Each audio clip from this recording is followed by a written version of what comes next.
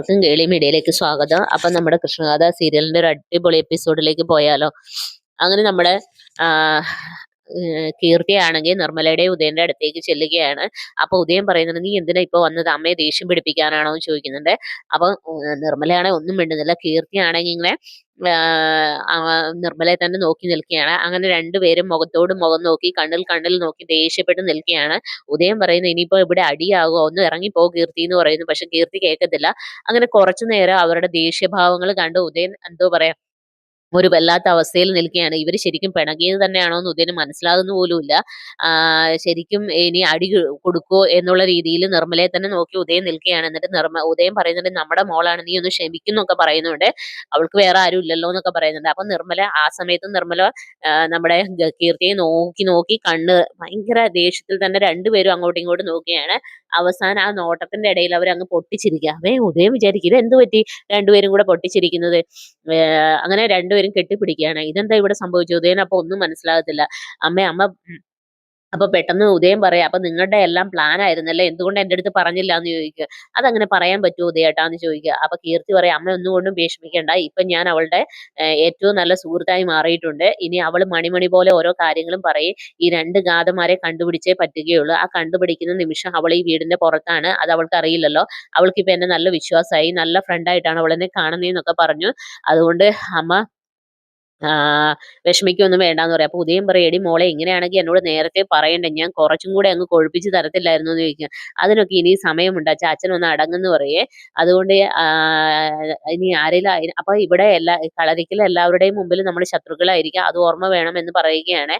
അത് അങ്ങനെ തന്നെയാണെന്ന് നിർമ്മല പറയുകയാണ്. പിന്നീട് കാണിക്കുന്നത് നമ്മുടെ ഗോപാലനും തങ്കവും കൃഷ്ണയും മോളിക്കുട്ടി എല്ലാം കൂടി ഇങ്ങനെ നിൽക്കുകയാണ്. അപ്പൊ കൃഷ്ണ പറയും, എന്തിനാ ഗോപാലമാമ അങ്ങനെ ചെയ്തത്? ഞാൻ വന്നില്ലായിരുന്നു, നിങ്ങൾ എന്തൊക്കെ കാട്ടിക്കൂട്ടിയാനെന്ന് ചോദിക്കുക. അപ്പൊ ഗോപാലൻ പെട്ടെന്ന് കുറച്ചു നേരം ചിന്തിച്ചിട്ട് പറയും, മോള് പറഞ്ഞത് ശരി തന്നെയാണ്, ഇപ്പോഴാണ് ഞാൻ ചിന്തിക്കുന്നത്, ഞങ്ങൾ ഒരിക്കലും അത് ചെയ്യാൻ പാടില്ലായിരുന്നു, അങ്ങനെ ചെയ്തിരുന്നെങ്കിൽ നമ്മളെല്ലാം ഇപ്പൊ ജയിലിൽ കടന്നേനെന്ന് മോളിക്കുട്ടിയും കൂടെ പറയുക. അപ്പൊ മോളിക്കുട്ടിയോട് കൃഷ്ണ ദേഷ്യപ്പെടുക, മോളിക്കുട്ടിക്ക് ഇത്രയും വിദ്യാഭ്യാസം ഇല്ല, അറ്റ്ലീസ്റ്റ് അതെങ്കിലും ചിന്തിക്കത്തില്ലേ എന്ന് ചോദിക്കുക. അപ്പൊ പറയാം, അതൊക്കെ ഞാൻ അന്നേരം ചിന്തിച്ചില്ല മോളെ, പെട്ടെന്ന് മോളോട് ചെയ്ത കാര്യങ്ങളാണ് ചിന്തിച്ചതെന്ന് പറയും. അപ്പൊ കൃഷ്ണ പറയും, എനിക്ക് എല്ലാവരെയും വേണം, എല്ലാവരുടെ കുടുംബവും വേണം, അല്ലാതെ കുറെ പേര് ജയിലിൽ കടക്കുകയല്ല വേണ്ടത്, അതുകൊണ്ട് നിങ്ങൾ ഒരിക്കലും അത് ചെയ്യാൻ പാടില്ല എന്ന് പറയുകയായിരുന്നു.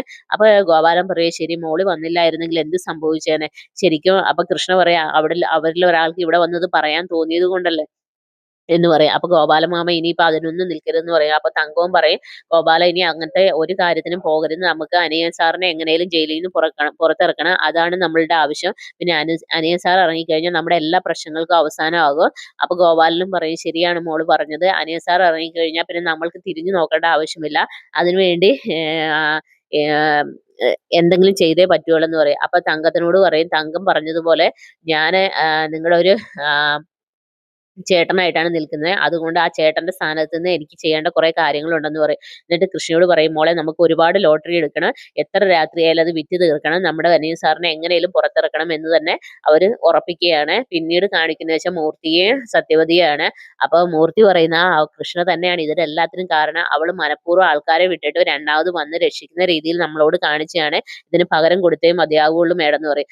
അപ്പം സത്യവതി പറയും, മൂർത്തി ഇപ്പൊ വേണ്ട, ഇതിൽ ഏത് ചൊറുകൾക്ക് പോലും ചെവിയുണ്ട്, അതുകൊണ്ട് ഇപ്പൊ വേണ്ട, നാളെ അവൾക്ക് ഈ ഒരു അവസ്ഥ വരും, അവരും നമ്മളുടെ മുമ്പിൽ കാല് പിടിക്കുന്ന ഒരു അവസ്ഥ വരും, അതിനുവേണ്ടി കാത്തിരിക്കുകയെന്ന് സത്യവതി പറയാം. അപ്പൊ മൂർത്തി പറയും, ശരി, അവളെ നമുക്ക് ഈ ലോകത്ത് നിന്ന് തന്നെ പറഞ്ഞു വിടണം, ഇനി അതാണ് നമ്മുടെ ലക്ഷ്യം എന്ന് രണ്ടുപേരും കൂടെ ഉറപ്പിക്കുകയാണ്. അങ്ങനെ കൃഷ്ണയെ ഇല്ലാതാക്കാനുള്ള പ്ലാനുകൾ തയ്യാറാക്കിക്കൊണ്ടിരിക്കുകയാണ്. പിന്നീട് കാണിക്കുന്നത് വെച്ചാൽ വീണ്ടും കളരിക്കലാണ്. അപ്പൊ കളരിക്കൽ ഗാഥ ഇങ്ങനെ ഒരുങ്ങിക്കൊണ്ടിരിക്കുന്നു. ആ സമയത്ത് നമ്മുടെ കീർത്തി ഡോറിന്റെ അവിടെ ചെല്ലും. അപ്പൊ കീർത്തിയെ കാണുമ്പോൾ ഗാഥ ചോദിക്കും, എന്താ കീർത്തി അവിടെ നിൽക്കുന്നത്, അകത്തേക്ക് കയറി വരാൻ പറയേ. അപ്പൊ അപ്പൊ കീർത്തി അകത്തേക്ക് വരും. അല്ല, ഞാൻ വരുന്നത് ഗാഥയ്ക്ക് പണ്ട് ഇഷ്ടമല്ലായിരുന്നല്ലോ, അതുകൊണ്ടാണ് ഇവിടെ നിന്നേന്ന് പറയും. പണ്ടത്തെ പോലെ അല്ലല്ലോ, നമ്മളിപ്പോ നല്ല ഫ്രണ്ട്സ് അല്ലേ എന്ന് ചോദിക്കും. അപ്പൊ പെട്ടെന്ന് ഈ കീർത്തി ഗാഥയെ തന്നെ ഇങ്ങനെ നോക്കി നിൽക്കും. അപ്പൊ ഗാഥ ചോദിക്കും, എന്ത് പറ്റി കീർത്തി? അല്ല, ഞാൻ പണ്ടത്തെ ഒരു കാര്യം ഓർത്താന്ന് പറയും. എന്ത് പറ്റി? അന്ന് നമ്മളെ ഫാഷൻ ഷോയിൽ ഞാൻ നിന്നോട് ചെയ്ത കാര്യങ്ങൾ ഓർത്തു പോയതാണെന്ന് പറയേ. അത് സാരമില്ലെന്നും പറഞ്ഞിട്ട് ഗാഥ ആശ്വസിപ്പിക്കും. പിന്നെ നീ ഈ വീട്ടിലെ എനിക്ക് ഏറ്റവും നല്ലൊരു ഫ്രണ്ടാണ്, ഇപ്പൊ എനിക്ക് ഒരു ആശ്വാസവും എന്റെ എല്ലാ കാര്യങ്ങളും പറയാനായിട്ടുള്ള ഒരു നല്ല ഫ്രണ്ടായിട്ടാണ് ഞാൻ നിന്നെ കാണുന്നതെന്ന് പറയേ.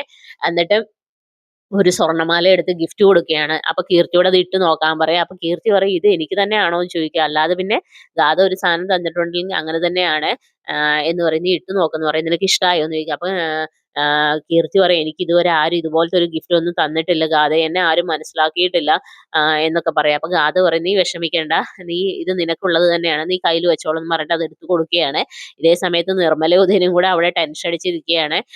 ഉദയൻ പറയുന്നു അവൾ ആ ഗാഥയുടെ റൂമിലോട്ട് പോയിട്ട് കുറെ നേരമായി, അവളുടെ സ്വഭാവം അറിയുക, വല്ല തല്ലും കൊടുത്തു കാണോ എന്തോ ആവോ. അപ്പൊ ആ സമയത്താണ് കീർത്തി അങ്ങോട്ടേക്ക് വരുന്നത്. അപ്പൊ കീർത്തി വന്ന ഉടനെ പറയും കിട്ടിയെന്ന് പറയാം. അപ്പൊ ഉദയൻ പറയാം ആ കിട്ടിയല്ലേ, നല്ലത് കിട്ടിയല്ലേ എന്ന് ചോദിക്കും. അപ്പൊ പെട്ടെന്ന് നിർമ്മല ഇങ്ങനെ അത്ഭുതത്തോടു കൂടി നോക്കുമ്പോഴത്തേന് കയ്യിലെ സ്വർണ്ണമാല കൊടുക്കുക. ഇതെന്താടി മോളെ, അത് ഗാഥ തന്നെയാണ് അമ്മയെന്ന് പറയേ.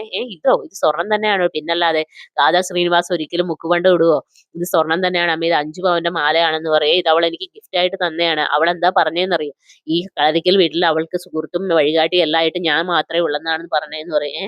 അവൾ എൻ്റെ ഞാൻ അവളെ വിശ്വാസത്തിൽ എടുത്തു കഴിഞ്ഞു അമ്മേ, ഇനി അവൾ എൻ്റെ സൈഡിലേ നിൽക്കുകയുള്ളൂ, പിന്നെ അതുവഴി ഞാൻ ഈ 2 ഗാഥമാരെയും തിരിച്ചറിയും എന്ന് തന്നെ പറയുകയാണ്.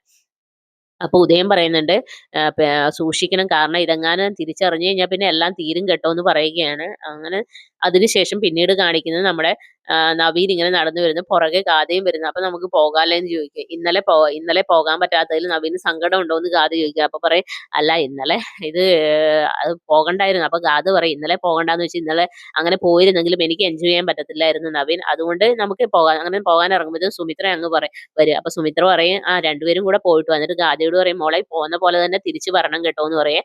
അങ്ങനെ ഇവര് പുറത്തേക്ക് ഇറങ്ങാൻ നേരത്താണ് നമ്മുടെ കീർത്തിയുടെ വരവ്. കീർത്തി അമ്പലത്തിലൊക്കെ പോയിട്ട് വരികയാണ്. അങ്ങനെ അമ്പലത്തിലെ കുറിയൊക്കെ ഗാഥയ്ക്കൊക്കെ ഇട്ട് കൊടുക്കുന്നുണ്ട്. അപ്പൊ നവീൻ പറയുന്നുണ്ട് ഇവളുടെ ഈ മനംമാറ്റം ഇത്ര പെട്ടെന്നൊന്നും വിശ്വസിക്കാൻ പാടില്ലെന്നൊക്കെ ഗാഥയോട് പറഞ്ഞു കൊടുക്കുന്നുണ്ട്. അങ്ങനെയാണ് ഇന്നത്തെ എപ്പിസോഡ് അവസാനിക്കുന്നത്. അപ്പൊ നാളത്തെ എപ്പിസോഡിനായി എല്ലാവരും വെയിറ്റ് ചെയ്യുക. എന്റെ ചാനൽ ഇഷ്ടപ്പെടുകയാണെങ്കിൽ സബ്സ്ക്രൈബ് ചെയ്യുക, സപ്പോർട്ട് ചെയ്യുക, നിങ്ങളുടെ വിലയേറിയ അഭിപ്രായങ്ങൾ കമന്റായി രേഖപ്പെടുത്തുക. അപ്പൊ ഓക്കെ, ബൈ ബൈ, താങ്ക്